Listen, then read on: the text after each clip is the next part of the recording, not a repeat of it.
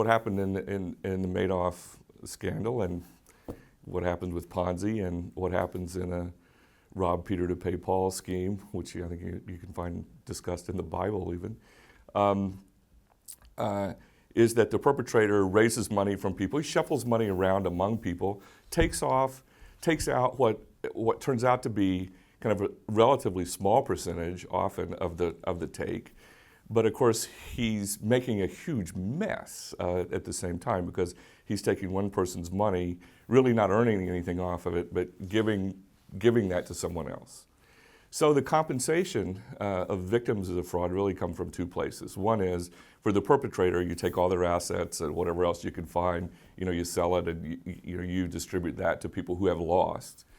But another part of the compensation of the losers is a bit more emotionally wrenching, because what you have to do, just follow the money. Where is the money? Most of the money is in the hands of people who took out more than they put in, perhaps on a good, almost surely on a good faith basis, but that's not really a distribution of profits to them, it's somebody else's money.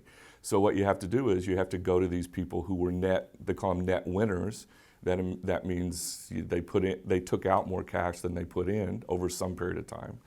And you have to claw that back or get that back and distribute that to people who've actually lost money. So it's a very messy process, but that's actually where most of the money to compensate the losers comes from, is from people who thought they were winners.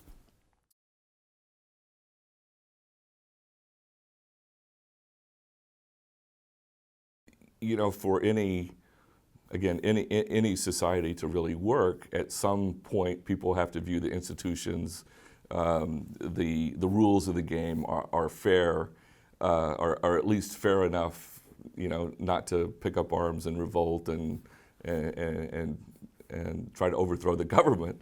And so the way we do business in the United States depends, or anywhere, depends crucially on the belief among the society's participants that by and large, that what's going on is reasonably fair. Does it have to be perfect? No, and it can never be perfect, and we would even disagree on what fairness means. But the notion that it's somehow legitimate and sort of fair enough to people is vital. If you were to look at Afghanistan or Iraq or any of the places that Syria be another great place, they don't have that fundamental level of trust that what's going on is fair, and so pretty soon people start shooting each other. A good example of that was in the Ponzi scheme domain. A fairly recent example is Albania. After the fall of communism, you had people who were raised in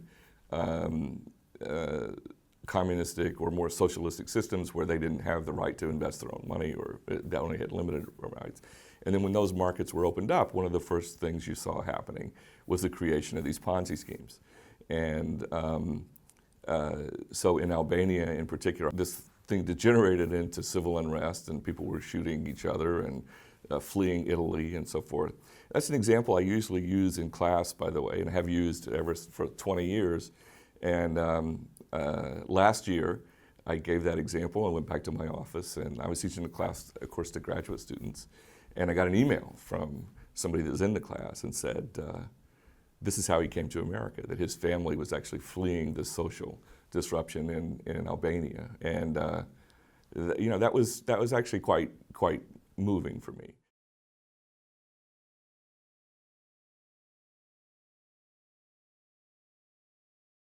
I actually lead into my courses with, if it's on an appropriate subject, with a discussion of the Madoff fraud. And the way I do it, I don't tell them, I present them some investment statistics.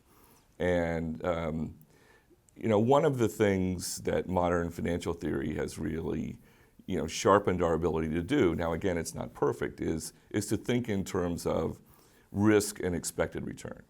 And the underlying tenet of the efficient market hypothesis, or whatever you want to call it, however out of favor it might be, underlying it, though, is a very important and what we would think in economics would be a fundamental thing, is that is you can't get a higher expected return without taking risk. And we adopt that as sort of a maintained hypothesis when we look at investments. And so if you look at Madoff over the time he operated, and over I think it's 13 or 14 years, just so happened, if you put $1 with Madoff when he started, how did it grow? Suppose you put $1 in T-bills, United States T-bills, how did it grow? Well, what you'll see is a graph that Madoff was reporting back to you that your investment was sort of growing like this.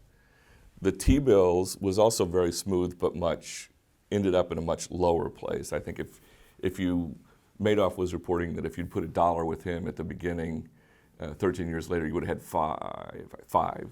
And with the government, you put $1 in, and 13 years later, you would have had, I think, a little less than $2, or maybe even $1.50. The other thing you could do with your money is you could put it in the stock market. And so it just so happens that the stock market, and I proxy that with the S&P 500 index, the stock market ended up, if you just look at the level, forget the dividends, ended up just about exactly where Bernie Madoff said he ended up. But the difference is, so it starts at this point and gets to this point, but the difference is that the stock market's doing this, and Madoff's reporting this. And if you put all this together, you can see that if you had all the data from the outset, one of the early investors, of course, didn't have these data. But if Bernie Madoff would have come to you, say, 13 years in and presented these performance statistics, you would have said, wait a minute, here's an investment with a return on the U.S. equity markets and the risk of the U.S. government.